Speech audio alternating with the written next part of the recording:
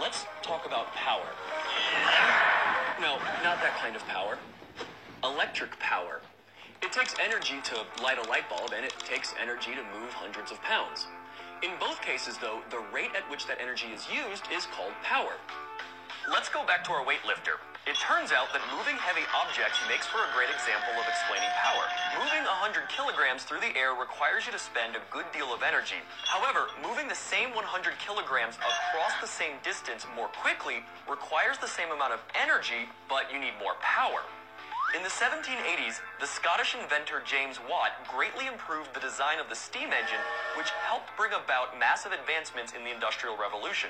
He also coined the term horsepower to compare the output of steam engines with the power of draft horses.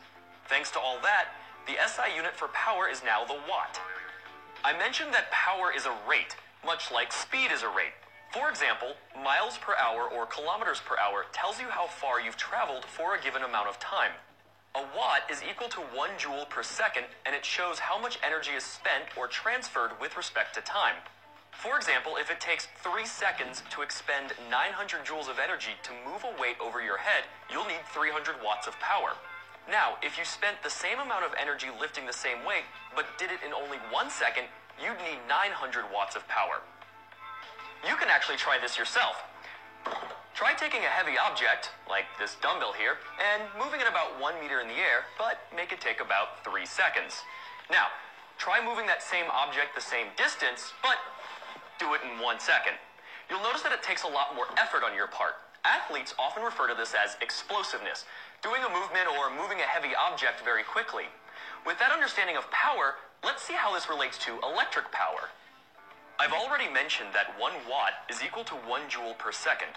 We know that the volt is equal to 1 joule per coulomb, and the ampere is 1 coulomb moving past a point per second.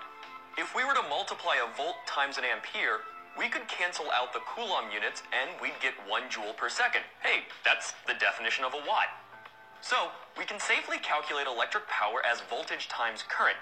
Let's try this with an example. Once again, I've hooked up a resistor to my trusty power supply and cranked up the voltage to about 3.03 volts. We can see that about 0.03 amps are flowing through the circuit, and with that information, we can calculate electric power. Using our equation from earlier, P equals V times I, we can plug in 3.03 volts and 0.03 amps. With some multiplication, we can see that the resistor is consuming 0.0909 watts. What do we mean by consuming power? Well, since energy can neither be created nor destroyed, it's not really fair to say that something is consuming power like you're eating it. However, when we're talking about power consumption in terms of electrical components, we really mean the ability of that component to convert electrical energy into some other form of energy. In the case of our resistor, electrical energy is being converted to heat. All atoms vibrate randomly, and that vibration corresponds to the temperature of the material. The more the atoms are vibrating, the hotter the object is. Now, as electrons move through a material like copper wire, they will ultimately bump into some of the atoms, which causes the atoms to vibrate even more. This results in the material heating up. Resistors are made specifically to cause more of these collisions, and therefore restrict the flow of current, but it also means that they get hotter the more current they impede. This is a rather large 8-ohm resistor, and this is an infrared thermometer that lets me read the surface temperature of objects at a distance. Right now, there's no electricity flowing through the resistor, and it's reading about 24.5 degrees Celsius. If I apply 8 volts across the leads, about 1 amp will flow through it, resulting in about 8 watts being converted to heat. Now, if we measure it again, we see that the surface temperature has risen by about 4 degrees. That's the magic of energy conversion. We can use all that heat for something useful. What I've got here is an incandescent light bulb, and in it is a very special resistive element known as a filament. When the filament gets hot enough, it begins to emit visible light. So, when I give it some electric current, I get light. After a while, though, the bulb gets hot to the touch as a result of restricting all that current.